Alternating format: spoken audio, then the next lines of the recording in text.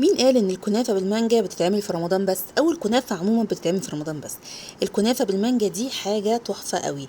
الكنافه اصلا لوحدها نوع من انواع الحلويات المحببه لقلوبنا كلنا، ولما نضيف لها بقى كريمه مانجا بتبقى تحفه. انا عندي نص كيلو كنافه حطيته في الفريزر وطلعته وفركته، وهجيب كوبايه سمنه افضيها عليه، كوبايه سمنه سايحه بس مش سخنه. هنا السمنه عندي بدرجه حراره الغرفه، فحطيتها على الكنافه مباشره، وهبتدي ان انا اغلف كل الكنافه بالسمنه بتاعتي لحد ما احسها كده ندت خالص وطريت معايا في ايديا.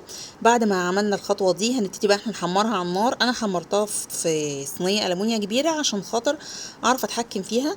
بتحكم بقى في النار بتاعتك، درجه حراره النار نار متوسطه، او شويه كده وتعلي، تحسي ان الكنافه هتلسع منك، او تحسي ان الطاسه سخنت منك تروحي موطيه، تحسي الطاسه هديت تعلي. بصي يعني ما تعمليش نار هاديه، لان هتتشل يعني لما الكنافه تتعمل بصراحه، لانها دي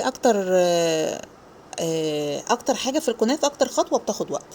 وبعد ما هنعملها هنحط عليها شويه عسل شربات ونقلبها فيهم، ونبتدي بقى ان احنا نحطها في القبات بتاعتنا او في البولات في الكاسات، اي حاجه متوفره عندك حطيها. بلاش تحطي في صينيه كبيره عشان خاطر هي دي مش كيك هنقطع ونحط. هي الافضل ان كل واحد ياخد البوله بتاعته كده او الطبق بتاعه وياكل منه براحته. هنساوي معانا الكنافه بتاعتنا كده بالراحه في البولات بتاعتنا.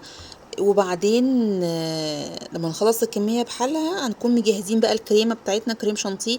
طبعا الكريم شانتيه كوباية كريم شانتيه، تحطي عليها معلقتين سكر مثلا، وميه متلجه قوي، مش لازم لبن، هي الميه بتعمل والله جو حلو برضو، بس اهم حاجه تكون ميه متلجه قوي. الميه قد الكريمه، ولو انت مش ضامنه الكريمه بتاعتك حطي الميه نص الكريمه، واضربي لقيتي محتاجه بتحطي تاني ميه. بعد ما هنعمل بقى ممكن تفردي الكريمه على الكنافه، او تحطيها في النص، حطي حواليها المانجا وتحطي، ولو فردتيها حطي مانجا فوقها. يعني بصي اعملي بقى الاشكال اللي انت تحبيها، ابدعي مع نفسك. انا عايزه اقولك انك ممكن تحطي اي فاكهة تاني مع المانجا. عايزة ايه يا لولو؟ تو التفون. طب نسجل الاول. ماشي. وتشكلي بالشكل اللي انت عايزاه، وممكن تحطي اي نوع فاكهة عندك زيادة. مش عايزة تكتفي بالكنافة اكتفي. عايزة اقول لكم تحطيها بقى في التلاجة وتاكليها بعدها، بتبقى ما شاء الله تحفة وجميلة جدا، وطعمها رطب قوي قوي، مش مقرمشة ومسكرة وخلاص، لا ده هي المانجا والكريمة بتوديها في حتة تانية، بتخلي تنزل كده على قلبك تطري كده، تحسي جميلة في الجو الحر اللي احنا فيه ده. ما شاء الله النص كيلو كنافة بيعمل معانا كمية محترمة جدا. انا عملت ما شاء الله الكميه اللي قدامكم دي، وتفضل معايا شويه كنافه شلتهم على جنب، عملت بيهم حاجات تانية في فيديو تاني.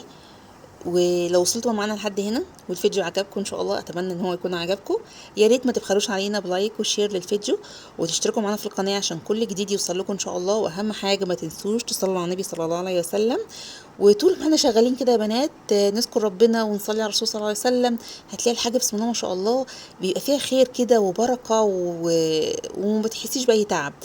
وخلينا متفقين برضو ان احنا نعمل كل حاجة في البيت علشان نبعد ولادنا شوية عن حاجة الشارع اللي مليانة مواد حافظة اللي بتضرهم مش بتنفعهم نهائي. وربنا يا رب يصلح ما بين ايدينا وايديكم جميعا يا رب.